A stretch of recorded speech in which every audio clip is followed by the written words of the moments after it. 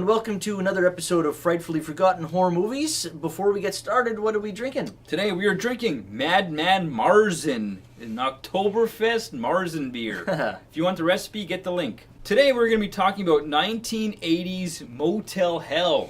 And this one actually has been a long time coming because we had a request a year ago or like a long time ago. I remember someone posting, do Motel Hell. So here we go. Yeah. Here's Motel Hell. All right. It is directed by Kevin Connor.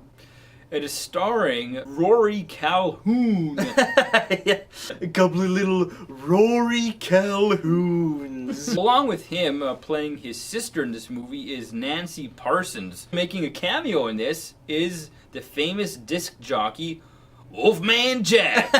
I am the Wolfman. The movie starts out with this couple riding on a motorcycle. They crash. He kind of hits a tree. Yeah. Farmer Vincent, who's, I guess, hunting at night, sees this happening, takes the girl in. He drives them back to their motel. The next day when she comes to, where's my boyfriend? Oh, well, he died, so I buried him. Yeah. I was like, what the... What? Start to get the police involved. Yeah, and I know, like, there's procedures here. Just Like, bury him. this farmer Vincent and his sister, Ida, they're in business together. They're famous for smoked meat. Takes all kinds of critters to make Farmer Vincent's fritters.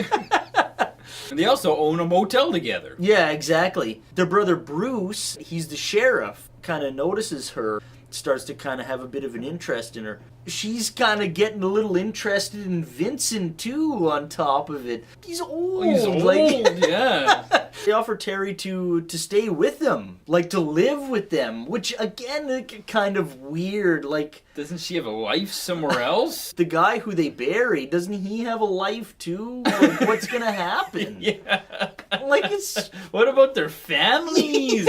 Don't they know? Or they're never gonna know? Or it's strange. Yeah, I'll come live with you guys. Like, who would do that? Yeah. Nobody would. One day there's a vet. He starts to suspect that Farmer Vincent and his sister Ida are maybe up to a little more than what they're putting on. Snooping around one night, finds that they are farming people. Yeah. There's like a person's head sticking out of the ground, and they're all like... It turns out that Farmer Vincent and Ida are capturing people, cutting out their vocal cords so they can't scream, burying them up to their necks, and feeding them this weird concoction. These spices. These weird spices and stuff. And then taking them out of the ground and turning them into Farmer Vincent's famous meats. Yeah. Puts those weird hypnotizing lights in front of them.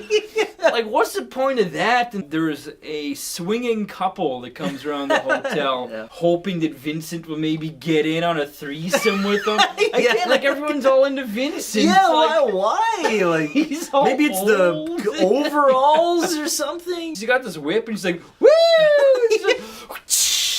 It starts like ripping apart the whole fucking room, like all of the like lighting fixtures and the lamps. It's all crazy. Why are you wrecking the room? The husband guy comes out and he's in this sick outfit, this like ballerina type thing, and Farmer Vincent knocks at the door with Ida. He's got all this rope and everything, so they're assuming that he's gonna get in on this kind of weird S&M. You like it doggy style? Like, no, hog style.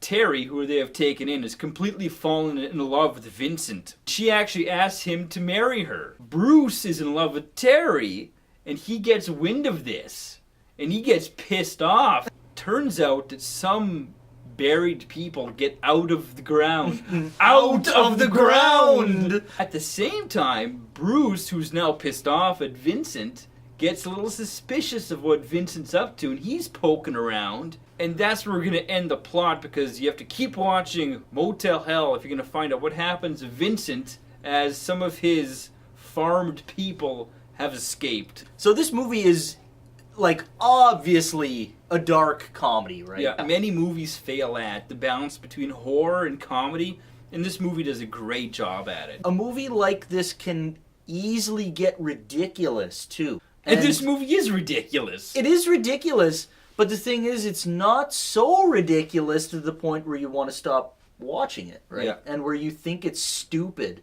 Because that's the thing. This movie isn't stupid. It's actually really good. Casting is definitely, like, perfect for this movie. For the type of movie that it is. For being a comedy slash horror, but more so, I guess, a comedy, you'd say. Yeah. The actors are perfect. Like, Rory Calhoun is great. Harry Dean Stanton, the late Harry Dean Stanton, he was originally picked to be Farmer Vincent, right?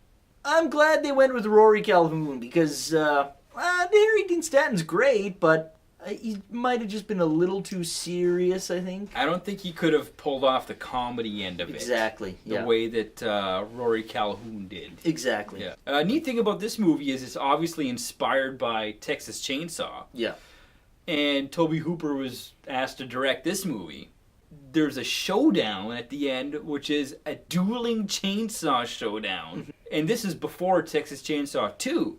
And then in Texas Chainsaw Massacre 2, there was a dueling chainsaw battle, which could have very well been inspired by this movie. Yeah, exactly. So it's kind of like coming full circle as far as who's inspiring who. The look and the feel of this movie is great. It's dark and it's atmospheric and the lighting is great. It's very 80s B-movie, but it's not a B-movie. Yeah. The budget of this movie is like $3 million or something like that. That's crazy. It does a great job of pulling off a B-movie feel and atmosphere without even being a B-movie. It feels like such a drive-in type movie, right? Yeah. That you go to watch it at a drive-in. It is a very dark movie. Like this movie Yeah. you have to watch with the lights out because there's some scenes that are so dark Yeah. that if the lights are on in your house you can't see. You gotta turn off every light.